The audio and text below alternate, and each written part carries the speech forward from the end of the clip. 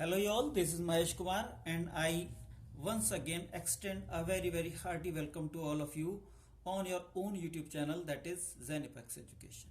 Okay, Zenipex Education. Dear all, in this video we are going to study about tenses. Tenses की study करने जा रहे हैं हम इस वीडियो में और कोशिश करेंगे कि इसके द्वारा टेंसेस, जो कि एक टिपिकल सा टॉपिक माना जाता है, एक कठिन टॉपिक माना जाता है, उसको आसान से आसान बना सकें आपके लिए. ओके, अगर हम टेंसेस की बात करें तो टेंस बेसिकली डिनोट करता है इंग्लिश ग्रामर में टाइम को. टेंस टाइम को डिनोट करता है, यानी समय को. और इसके लिए जो किसी भी सेंटेंस में जो एक वर्ड मेनली यूज किया जाता है वो वर्ब है. ओके, वर्ब ही टेंस को रिप्रेजेंट करता है, टाइम को रिप्रेजेंट करता है. कोई सेंटेंस किस टेंस की बात कर रहा है, किस टेंस में दिखा रहा है किसी घटना को, वो हमें पता चलता है वर्ब से. ओके, तो टेंसेस को, जैसे कि आप जानते हैं, टेंस को बेसिकली 3 ब्रॉड ग्रुप्स में बांटा जाता है, and that is present tense, past tense and future tense. ये 3 ब्रॉड कैटेगरीज हैं और इस हर एक कैटेगरी को, हर एक ग्रुप को फिर से 4 सब ग्रुप्स में बांटा जाता है, हर एक को. और वो जो सब ग्रुप्स हैं, इंडेफिनिट है, कंटिन्यूअस है, परफेक्ट है और परफेक्ट कंटिन्यूअस है, हर एक के साथ. यानी प्रेजेंट के साथ भी ऐसे ही होगा, पास्ट के साथ, फ्यूचर के साथ. Okay, present indefinite, present continuous, present perfect और प्रेजेंट परफेक्ट कंटिन्यूअस. इसके साथ ही फिर से हर एक टेंस में 4 तरह के सेंटेंसेस बनाए जाते हैं. ओके, 4 तरह के सेंटेंसेस बनाए जाते हैं: अफर्मेटिव, नेगेटिव, इंट्रोगेटिव और नेगेटिव इंट्रोगेटिव. और लास्ट की जो 2 कैटेगरीज हैं, इंट्रोगेटिव और नेगेटिव इंट्रोगेटिव, ये फिर 2 तरह के बनते हैं. एक तो सिंपल क्या वाले होते हैं, जिसमें हेल्पिंग वर्ब हम बस शुरू में ले आते हैं, जैसे भी आप आगे एग्जाम्पल्स देखेंगे. और दूसरे जो होते हैं वो WH साउंड वाले होते हैं, जिसमें WH वाले वर्ड्स जैसे वाई, हाउ, व्हेन एटसेट्रा आते हैं, उनका इस्तेमाल होता है. तो इनकी हम स्टडी करने जा रहे हैं इस तरह से, इतने हेडिंग्स के अंडर में करेंगे इस तरह के सेंटेंस, और कोशिश रहेगी कि आपके लिए इजीएस्ट बनाया जाए इस टॉपिक को, जो कि थोड़ा सा टिपिकल है. वैसे हम इसको सेंटेंसेस के द्वारा समझेंगे, सेंटेंस बना करके. और सेंटेंस, जैसे कि आप जानते हैं, सेंटेंस किसी भी ग्रुप ऑफ वर्ड्स को कहते हैं जिसका कि कोई क्लियर कट मीनिंग या क्लियर कट सेंस आता हो. सेंटेंस का अगर हम स्ट्रक्चर की बात करें तो सेंटेंस का स्ट्रक्चर बहुत ही सिंपल रहता है, और वो है SVO. S stands for subject, V for verb and O for object. Okay, subject, verb, object. ये एक जनरल इसका फॉर्मूला है. इसके अलावा कुछ सेंटेंसेस जब अलग अलग तरह से बनाए जाते हैं तो ये ऑर्डर थोड़ा चेंज भी हो जाता है, लेकिन एक जनरली ये ऑर्डर फॉलो रहता है. और जो थोड़े से कुछ सेंटेंसेस दूसरे हैं, जैसे कि जिनमें हेल्पिंग वर्ब का भी इस्तेमाल होता है, तो वो सेंटेंसेस आपके हेल्पिंग वर्ब उसमें मेन वर्ब से पहले आ जाती है. Subject, helping verb plus verb plus object. Okay, इस तरह से सारे सेंटेंसेस बनेंगे. यही बेसिकली स्ट्रक्चर रहेगा, स्पेशली अफर्मेटिव सेंटेंसेस का. ओके, अफर्मेटिव सेंटेंसेस स्ट्रिक्टली इसी को फॉलो करते हैं. ओके, और जो दूसरे तरह के जो सेंटेंसेस हैं उनमें ऑर्डर कुछ हद तक चेंज भी हो सकता है, या दूसरे स्ट्रक्चरल चेंजेस हो सकते हैं, कुछ चेंजेस आ सकते हैं, जैसे बीच में नॉट आ जाता है. ओके, तो जो भी है हम बहुत ही इजी वे में अभी क्लियर कर देंगे आपको. अगर हम बात करें सब्जेक्ट की, वर्ब की और ऑब्जेक्ट की, हम कैसे पहचानेंगे किसी सेंटेंस में कौन सा सब्जेक्ट है और कौन सा ऑब्जेक्ट है.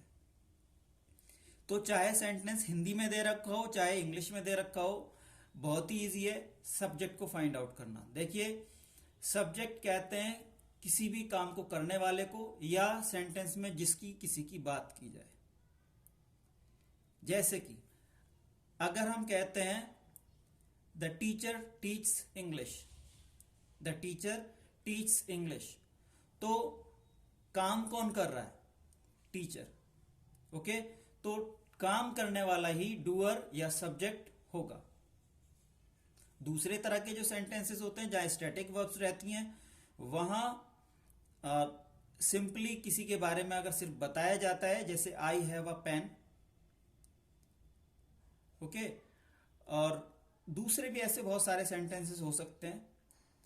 Sita is a good girl, Sita is a good girl में यहां कोई एक्शन नहीं हो रहा, सिर्फ हम सीता के बारे में बता रहे हैं, तो जिसकी बात कर रहे हैं वही सब्जेक्ट हो जाएगा, यानी सीता सब्जेक्ट हो जाएगा। ओके, तो सब्जेक्ट वो होता है सेंटेंस में कोई भी ऐसा व्यक्ति जिसके बारे में या तो बात हो रही हो या वो कोई उसमें जो सेंटेंस में काम हो रहा है वो उस काम को कर रहा हो। ओके, तो काम करने वाला या जिसके बारे में बात हो रही है वो सब्जेक्ट होगा, और ये हमेशा नाउन या प्रोनाउन ही होता है।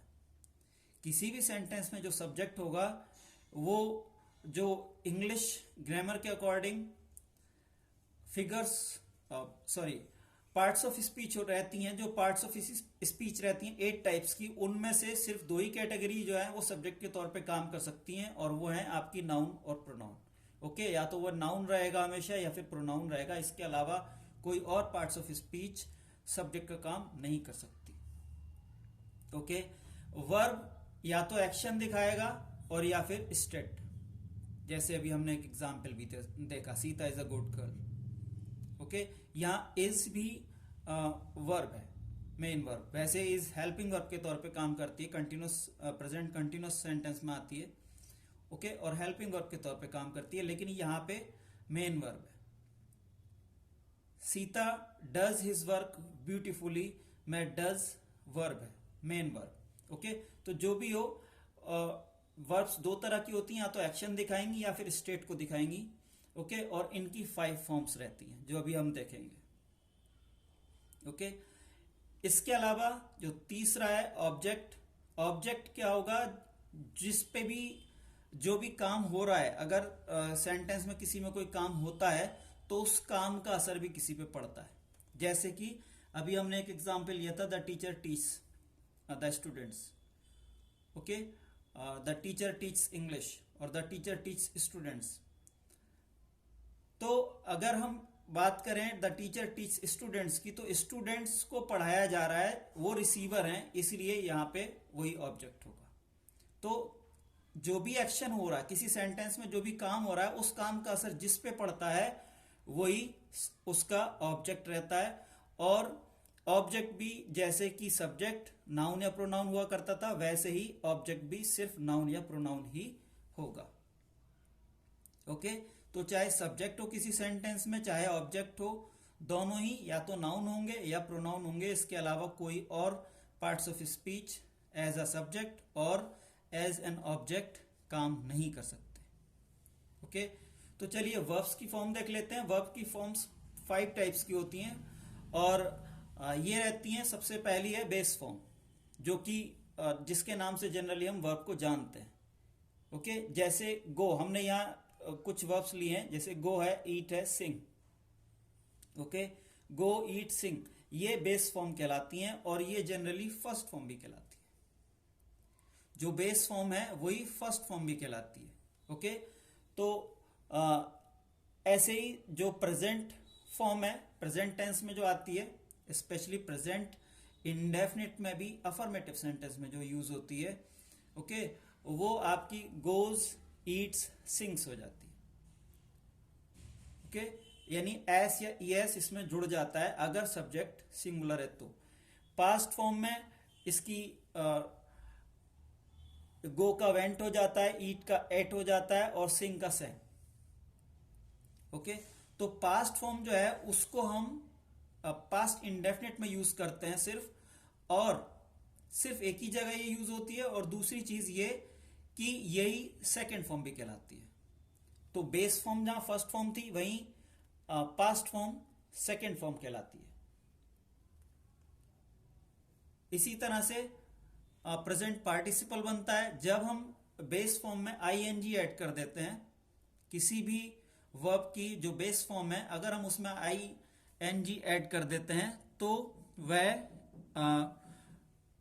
प्रेजेंट पार्टिसिपल बन जाता है, जैसे going, eating, singing etcetera. Past participle बनाने के लिए वर्ब की थर्ड फॉर्म चाहिए होती है। ओके, पास्ट पार्टिसिपल को ही वर्ब की थर्ड फॉर्म भी कहते हैं। और जैसे गो की अगर हम बात करें तो गॉन हो जाएगा, ईट का ईटन हो जाएगा, और ऐसे ही सिंग का संग हो जाएगा, सिंग, सेंग, संग। Okay, so that was all about the verbs और सब्जेक्ट और ऑब्जेक्ट एक्सेट्रा। जरूरी था इनके बारे में थोड़ी सी क्लैरिटी होना हमारे लिए इसलिए जरूरी है क्योंकि जब हम सेंटेंसेस बनाएंगे तो इन्हीं का मेन यूज रहेगा, और अगर इनके बारे में हमें क्लैरिटी नहीं है तो कहीं ना कहीं हम गलतियां कर सकते हैं। ओके, तो इनके बारे में एक बहुत ही अच्छी तरह से क्लैरिटी कर लें और थोड़ी सी इनकी प्रैक्टिस कर लें। बहुत सारी वर्ब्स अगर हम पढ़ लें, मेरे ख्याल से जो मुख्य मुख्य मेन वर्ब्स हैं 40-50, उनको तो बहुत अच्छी तरह से पढ़ ही लेना चाहिए क्योंकि उन्हीं का इस्तेमाल ज्यादा होता है। ओके, चलिए आते हैं फर्स्ट काइंड के टेंस पे। And first kind is present indefinite. Okay, present indefinite. यहां मैं बताता चलूं कि जैसे ट्रेडिशनली चलता है, बहुत सारे लोग पढ़ाते हैं टेंसेस को, पहले वो प्रेजेंट का पढ़ाएंगे सारा, प्रेजेंट इंडेफिनिट, फिर प्रेजेंट कंटिन्यूअस, फिर प्रेजेंट परफेक्ट, फिर प्रेजेंट परफेक्ट कंटिन्यूअस। ओके, उसके बाद इसी तरह से पास्ट का, फिर फ्यूचर का।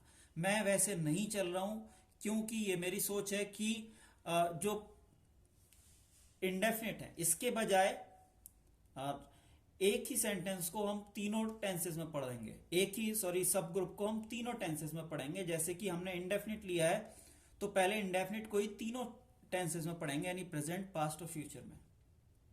क्यों?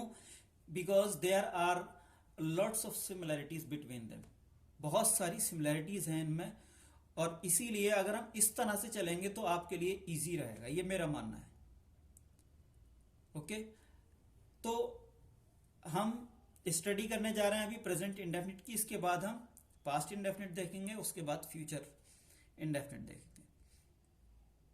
क्योंकि इस तरह से अगर आप चलेंगे तो मेरा मानना यह है कि आपके लिए आसान रहेगा इसको समझना। तो प्रेजेंट इंडेफिनिट देखिए, प्रेजेंट इंडेफिनिट में भी हम सबसे पहले बात करेंगे अफर्मेटिव सेंटेंस की। प्रेजेंट इंडेफिनिट में भी सबसे पहले हमने अफर्मेटिव लिया है, और कोशिश हमारी यह है कि सारे जो टेंसेस हैं उसमें आपके सिर्फ दो ही सेंटेंसेस का हम इस्तेमाल करें, सिर्फ दो ही एग्जाम्पल्स के द्वारा हम आपको सारे टेंस को समझाएंगे। ओके, 3 टेंस हैं, 3 टेंस के फिर 4 सब ग्रुप्स हैं, और उनके फिर 4 नहीं बल्कि मैं तो कहूंगा 6 सब ग्रुप्स और हैं। तो इतने सारे सभी टेंसेस को हम समझाएंगे आपको सिर्फ और सिर्फ 2 एग्जाम्पल्स के द्वारा, सिर्फ 2 ही सेंटेंसेस के द्वारा।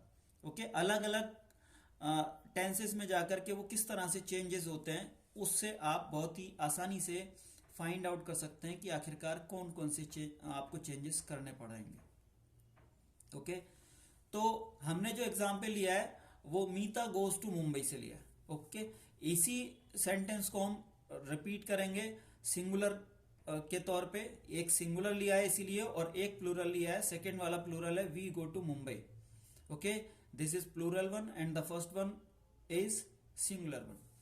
तो इन 2 एग्जाम्पल्स को ही हम अलग अलग टेंसेस में चेंज करके देखेंगे, समझेंगे कि आखिरकार क्या चेंजेस होते हैं। तो अफर्मेटिव में सबसे पहले सब्जेक्ट आ गया, आपका सब्जेक्ट है मीता, उसके बाद वर्ब की फर्स्ट फॉर्म में एस या ईएस लग जाएगा क्योंकि सब्जेक्ट सिंगुलर है।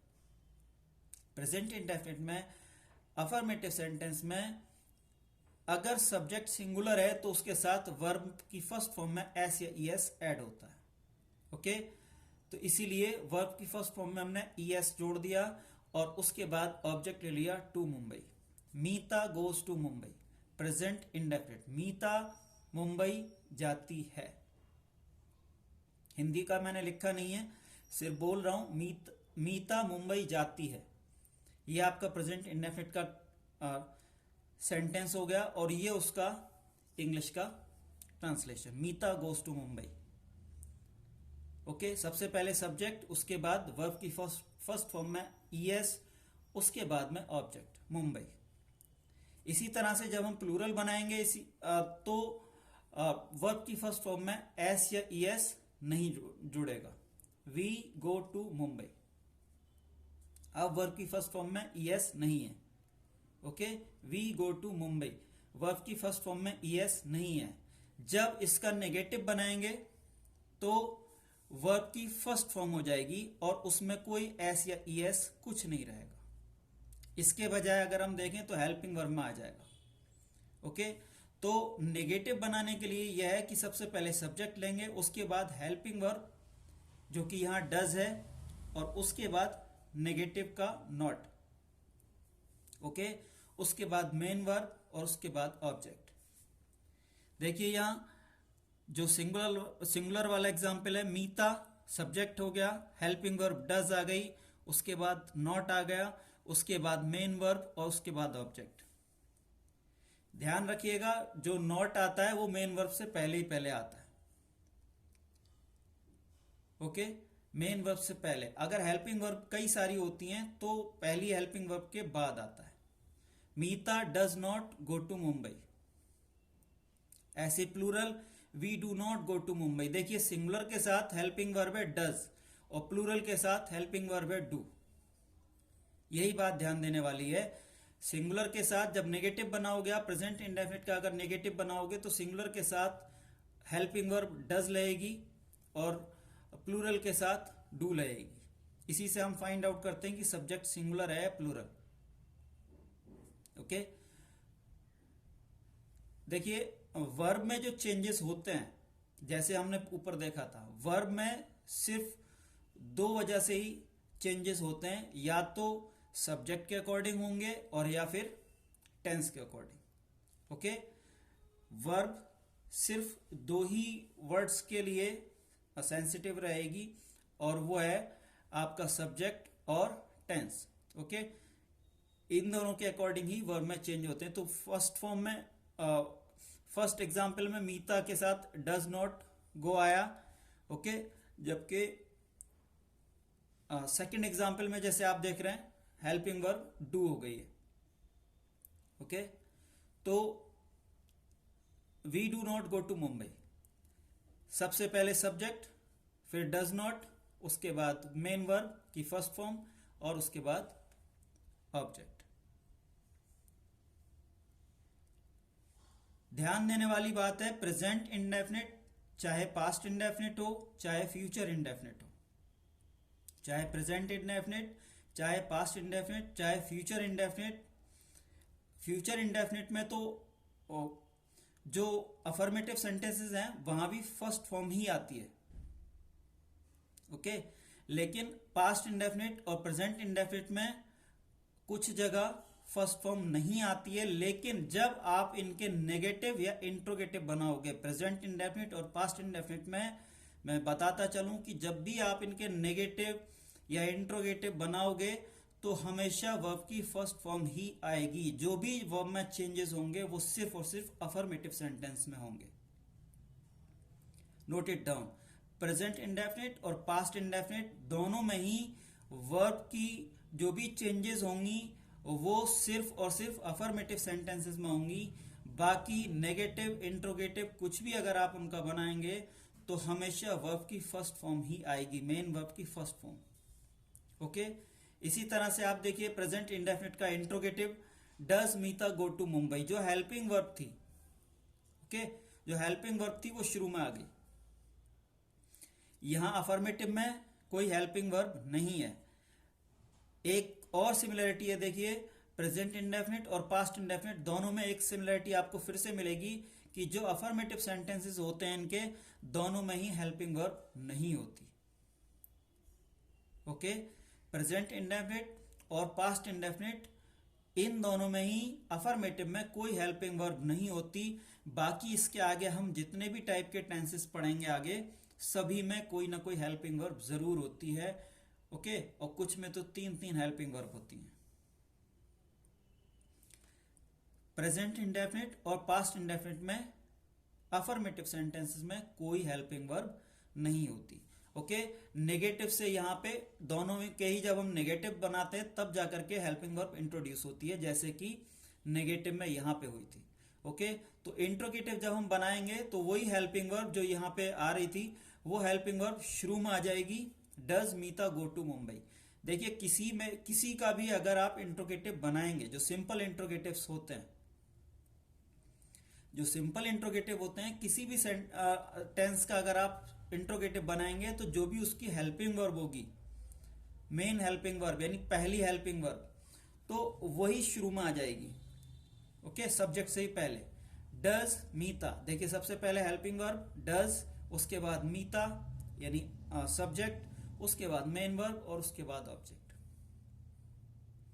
तो आप अगर चाहें तो इसकी फॉर्मेशन नोट कर सकते हैं। सबसे पहले हेल्पिंग वर्ब, उसके बाद सब्जेक्ट, उसके बाद मेन वर्ब और उसके बाद object.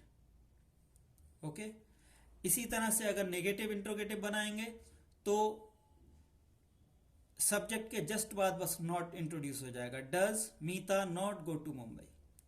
Helping verb, subject, not, main verb की फर्स्ट फॉर्म और उसके बाद ऑब्जेक्ट। ओके, प्लूरल में भी हेल्पिंग वर्ब डू थी तो डू आ जाएगा, do we go to Mumbai. इसी तरह से do we not go to Mumbai.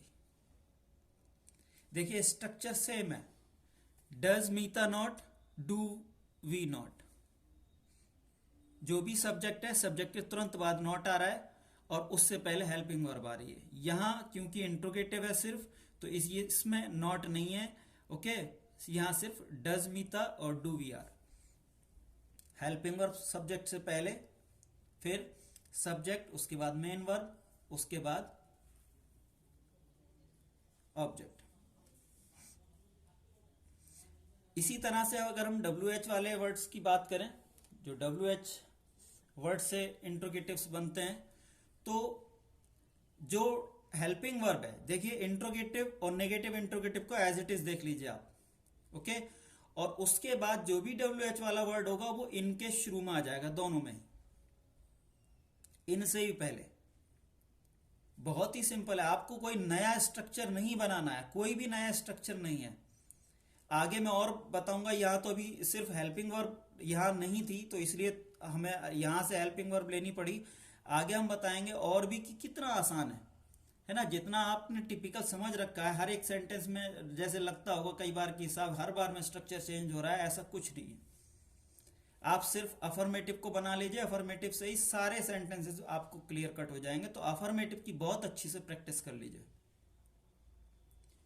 अपने मन मस्तिष्क में बहुत अच्छे से बिठा लीजिए कि अफर्मेटिव सेंटेंसेस कैसे बनते हैं। अगर अफर्मेटिव सेंटेंसेस बन गए तो फिर सारे सेंटेंसेस बनाने आ जाएंगे, क्योंकि बहुत ही बारीक से चेंजेस हैं। तो इसी तरह से जब WH वाला बनाएंगे आप, तो जैसे यहां इंट्रोगेटिव बनाया था आपने, does Meeta go to Mumbai, सिर्फ इससे पहले सबसे पहले आप WH साउंड वाला वर्ड इंट्रोड्यूस कर देंगे। आपने व्हेन लगा दिया, बाकी पूरा does Meeta go to Mumbai. देखिए when does Meeta go to Mumbai, ये पूरा सेंटेंस अगर आप देखेंगे यहां से और यहां तक, ओके, तो ये पूरा यही वाला रिपीट हो रहा है, when does Meeta go to Mumbai. इसी तरह से do we go to Mumbai का, when do we go to Mumbai, सिर्फ व्हेन शुरू में लग गया और do we go to Mumbai. Okay, इसी तरह से जब नेगेटिव इंट्रोगेटिव बनाएंगे, तो जैसे यहां नेगेटिव बना रखा था इसका नेगेटिव इंट्रोगेटिव, बस उन्हीं के पहले जिस तरह से यहां पे व्हेन पहले लगा दिया, वैसे ही यहां पे दोनों में व्हेन पहले लग जाएगा। देखिए when does Meeta not go to Mumbai, when do we not go to Mumbai. It is so simple, it is as simple as that. तो मिलते हैं अपने नेक्स्ट वीडियो में, जिसमें हम स्टडी करेंगे पास्ट इंडेफिनिट और फ्यूचर इंडेफिनिट की। Till then keep learning, keep growing.